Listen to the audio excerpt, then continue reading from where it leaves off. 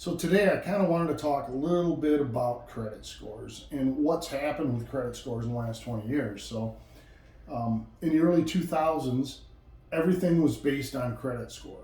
There were stocks and things trading on the stock market based on credit scores. So if you had an 800 credit score, which was not known as much back then or not seen as much, a lot of low sevens and mid to high sevens. But if you had a high credit score, you could basically write your ticket. So I know of several people, including myself, that we would get stated income loans. So they said, "Oh, you got a 795. That means you can pay your bills, and you've been paying your bills for a period of time, and we're going to loan you money, right? And let me check your heart rate. You fog the mirror, all those traditional funny things, and we can make you a loan." So they say, on a stated income loan, they say, "Well, how much did you make last year?" Geez, what did I make? 150? I made 225. They go, "Okay, 225." That was it. Self-employed, stated income. That's about all. So there were people that were able to get loans on things that they had no business getting loans on, and a lot of those, or probably most all of them, went into foreclosure. So there are no stated income loans now. Okay. So things back then that would happen on as far as financing and all goes, they would the loan officer could select an appraiser from a group of approved appraisal companies. So this one's going to be a tough one. We're going to call Bob. Bob always gets them done. We got one down south of town at Susan's area, and she's a good appraiser. She always makes them appraise. So we would call these appraisers, and there were no rules against it. That's how the whole world, the United States, ran at the time. So we would get appraisers that we knew, or a lot of times when it was busy, you didn't really care. You just sent them out. So those are some pretty lax rules. So there was stated income. There's self-employed. There's a first-time buyer. There's a number of different financing options you can use. So I got a couple listed up here that I'm going to open. And let's see.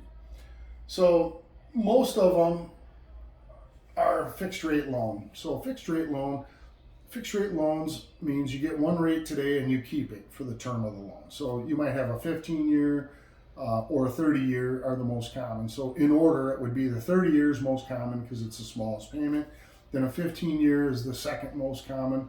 A 20-year, I would think, would be probably the third most common. And there are 10-year loans. So some people will pay on a 30-year loan, and they'll adjust it to a 15, a third of the way or half of the way through the loan process because their income's increased or the interest rate's dropped, and they can make a move. If your interest rate is more than 1% over the current rate, and your income and your expenses are still on target, you should consider refinancing to a lower rate. At a 1% drop in your rate, as long as you don't take money out, it takes you about a year, maybe a little over a year, to recover the expenses that you paid to refinance.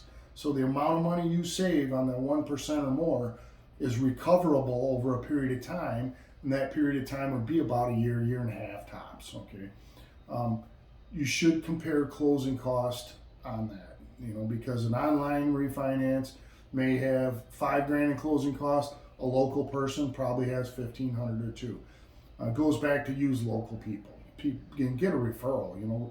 People don't like referring other people unless they know they can do the job. So I would heavily rely on a referral. If you need a referral, I'll be glad to give you some referrals to some loan people. Adjustable rate mortgage. So adjustable rate mortgages are usually what we call a balloon mortgage, which is a weird word for a mortgage, right? But a balloon means it blows up or goes down, and then it's over at a certain point. So usually mortgages pay down. So a balloon, a 3-year balloon, you would pay on it for 3 years at a given rate, and then it would refinance to a different balloon at that time. Or in a lot of cases, if there's a glitch in the credit and maybe you have a lot of money down, a bank might do you a balloon loan to help you get to a place where you can qualify for mortgage. Mortgages have a lot of rules and a lot of documentation.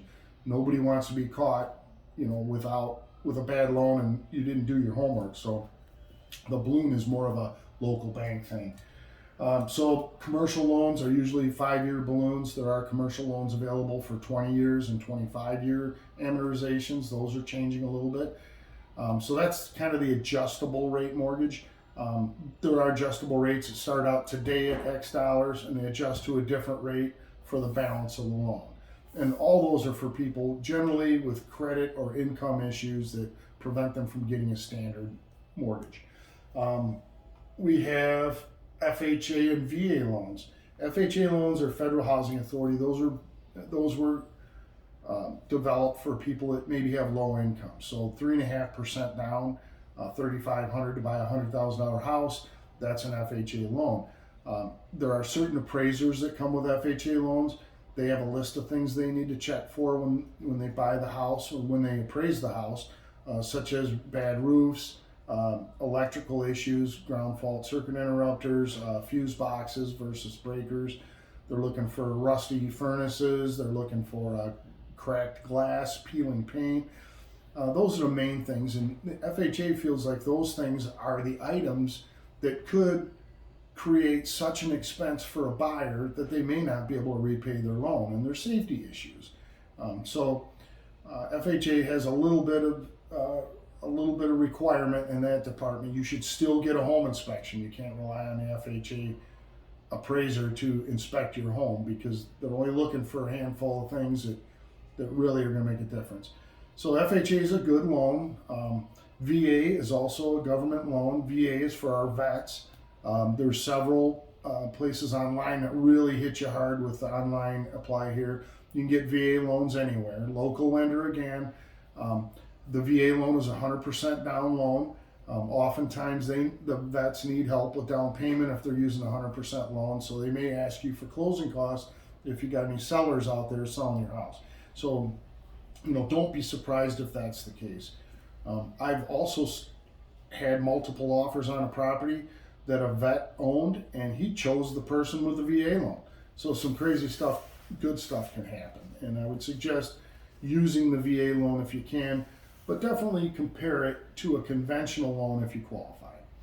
USDA loan, that sounds like dinner, right? So USDA does loans, 100% loans like the VA, but for a traditional buyer, not necessarily a veteran, for small towns. Like if you're talking Rockford, it doesn't work.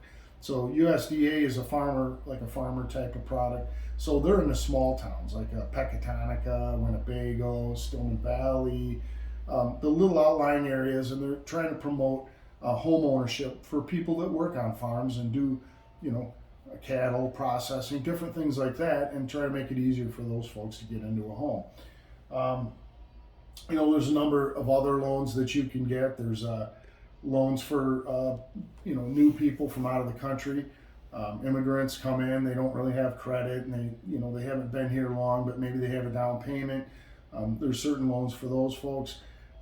There's probably 20 different types. The ones I'm picking on here are the ones that are most commonly used. I'd be glad to talk to you about a loan. I can guide you to a registered loan officer that can discuss the benefits of each one. And if you're shopping rates, I can help you with that too. I have several lenders that I can use and I have preferred lenders.